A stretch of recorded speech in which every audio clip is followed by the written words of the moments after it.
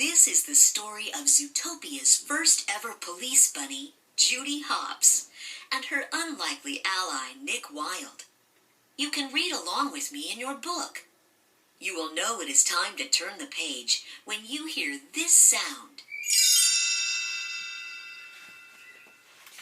Let's begin now. Judy Hopps was excited. She had graduated at the top of her class from the police academy. Now she was leaving her family's farm and going to the bustling city of Zootopia. She was going to be the city's first ever bunny cop. No one believed a bunny could make a good cop, but Judy was determined to prove them wrong. As Judy made her way to her apartment, she looked around. Zootopia was filled with animals of all shapes and sizes. She couldn't wait to begin her new life. The next morning, Judy introduced herself to her fellow officers at the Zootopia Police Department. Hey, Officer Hopps. You ready to make the world a better place? Soon, Chief Bogo walked in. We have 14 missing mammal cases. 14 cases. And that's more than we've ever had. This is priority number 1. Chief Bogo assigned each officer a missing mammal case.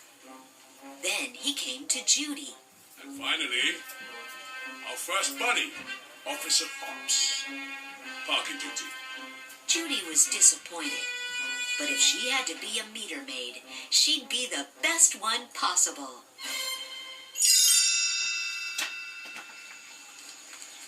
Judy was writing parking tickets when she saw a fox entering Jumbo's cafe. Suspicious, she followed him.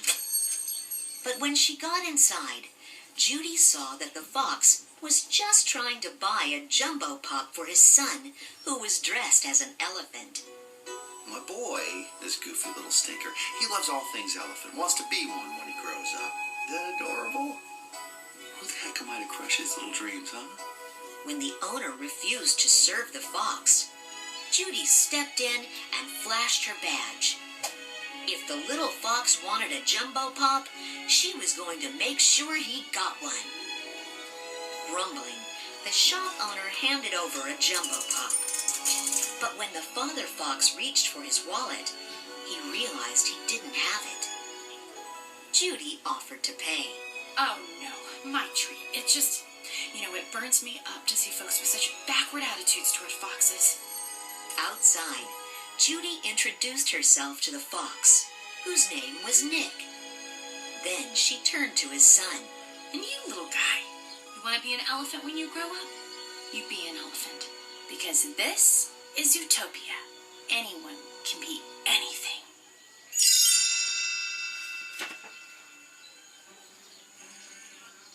Later, Judy saw Nick and his son on the sidewalk. It turned out Nick's son was not a child at all.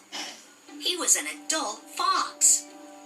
The pair had fooled Judy to get a free Jumbo Pop. Now they were melting down the Jumbo Pop and refreezing it into smaller popsicles, which they were selling to lemmings. Judy couldn't believe it. Judy caught up to Nick. I stood up for you, and you lied to me. Nick shrugged. It's called a hustle, sweetheart. All right, look. Everyone comes to Zootopia thinking they can be anything they want. Well, you can't. You can only be what you are. Nick pointed to himself. Sly Fox. And then Judy. Dumb bunny. That hurt Judy's feelings. I am not a dumb bunny. Right. And that's not wet cement. Judy looked down. She had hopped into some drying cement. Nick shook his head. You'll never be a real cop.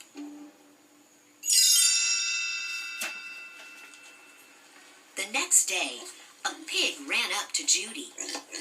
His flower shop had just been robbed by a weasel. Judy chased the bandit all around Little Rodentia before finally catching him. But when Judy brought the thief to ZPD, Chief Bogo was angry. The chase had caused a lot of damage. Judy was confused. Sir, I got the bad guy. That's my job. Your job is putting tickets on parked cars. Suddenly, Judy and Chief Bogo were interrupted by a very upset Mrs. Otterton. Her husband had been missing for 10 days. Judy knew this was her chance. She offered to find Mr. Otterton. Before Chief Bogo could argue, Deputy Mayor Bellwether appeared. She had heard that Judy was taking the case. She was thrilled. Chief Bogo had no choice. I will give you 48 hours. But you strike out, you resign. Judy gulped. Oh. Okay. Deal.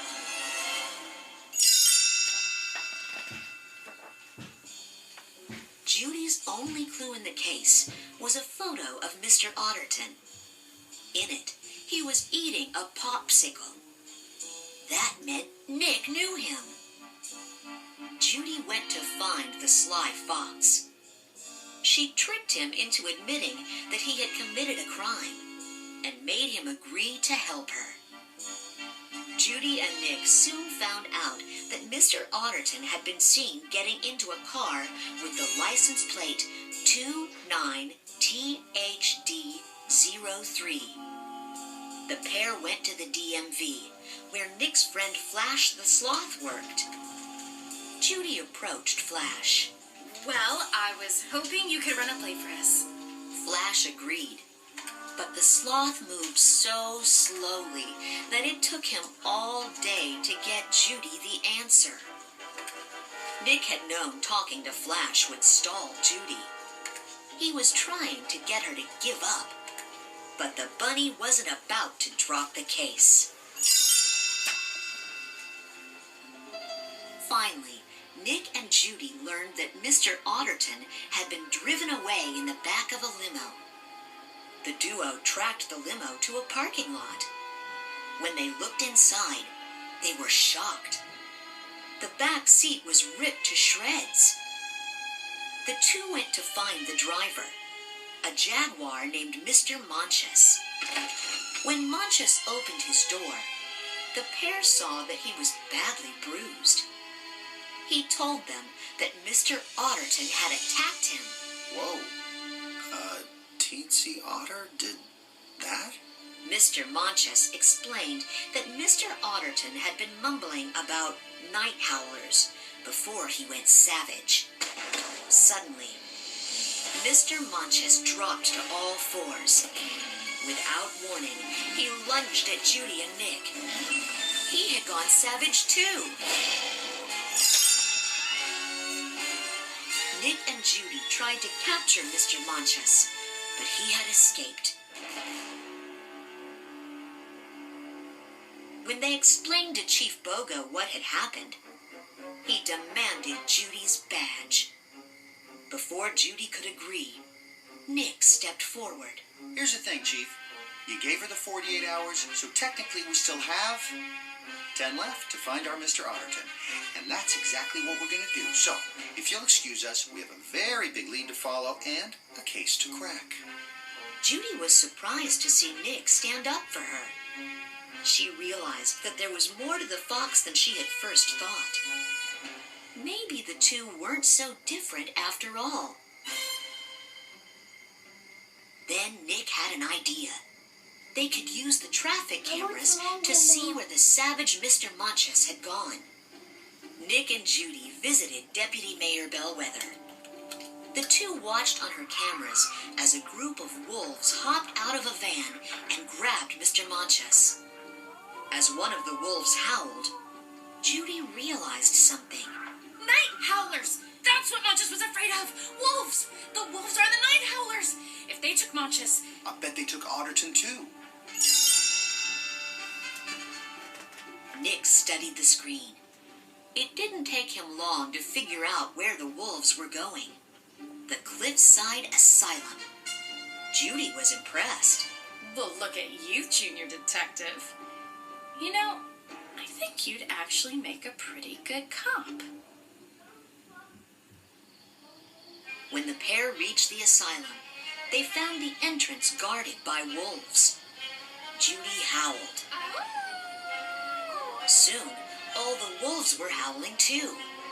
With the wolves distracted, Judy and Nick snuck inside, where they found rows of cages with imprisoned predators, including Mr. Otterton. Judy counted the cages. 11, 12, 13, 14. Chief Bogo handed out 14 missing mammal files. All the missing mammals are right here. Suddenly, Nick and Judy heard footsteps. The pair hid. A moment later, they heard a voice. It was the mayor. He knew all about the savage animals and was keeping it a secret. Taking out her phone, Judy recorded the mayor. Then her phone began to ring. She and Nick had to get out of the asylum before they were caught. The pair narrowly escaped. Back at ZPD, Judy presented her recording to Chief Bogo. Impressed, he let her arrest the mayor. A short time later, the newly appointed Mayor Bellwether held a press conference. When Judy was asked to speak, she presented the facts about the animals who had gone savage. All we know is that they are all members of the predator family. Thousands of years ago, predators survived through their aggressive hunting instincts. For whatever reason, they seem to be reverting back to their primitive savage ways.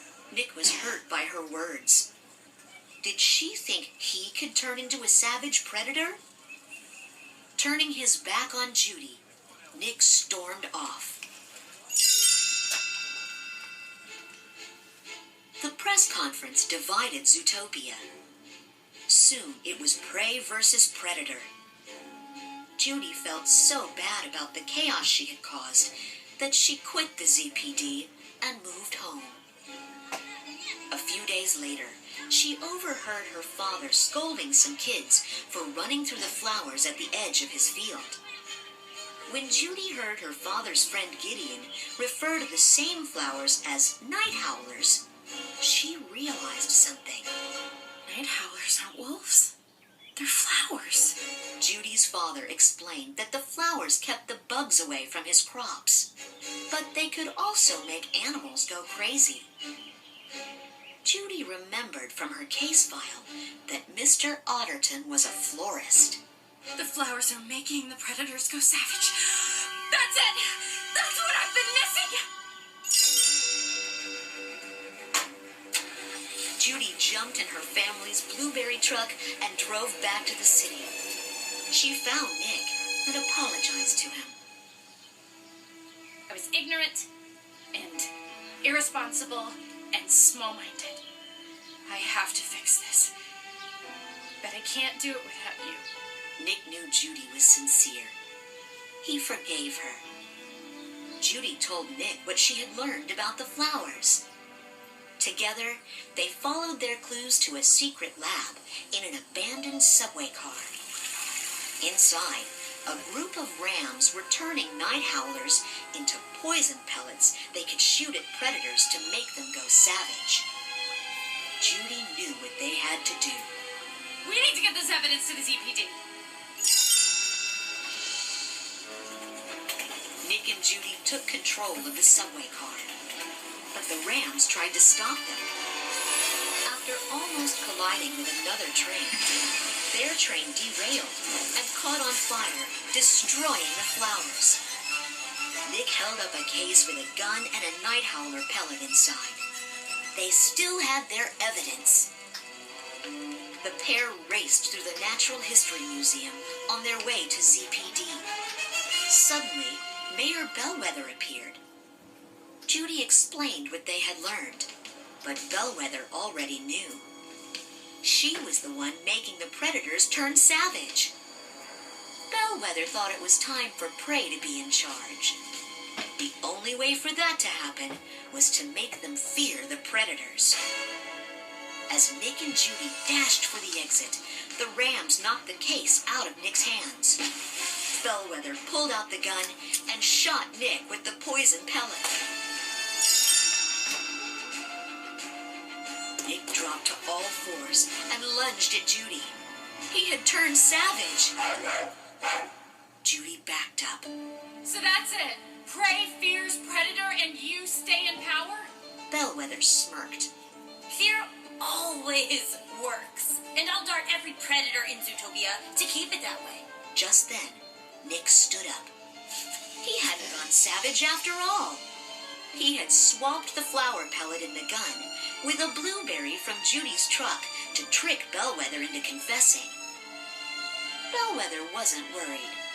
It's my word against yours. But Judy had recorded the confession. As the ZPD arrested Bellwether, Nick and Judy smiled at her. It's called a hustle, sweetheart. Boom. Soon, Zootopia returned to normal. Nick became a cop and Judy's new partner. Judy even gave the commencement speech at Nick's Police Academy graduation. She reminded the new officers that change started with them. They could show the animals of Zootopia how to build a better world. Judy smiled at Nick proudly. Thanks to the two of them, the residents of Zootopia had learned that, working together, they could all make their home a better place.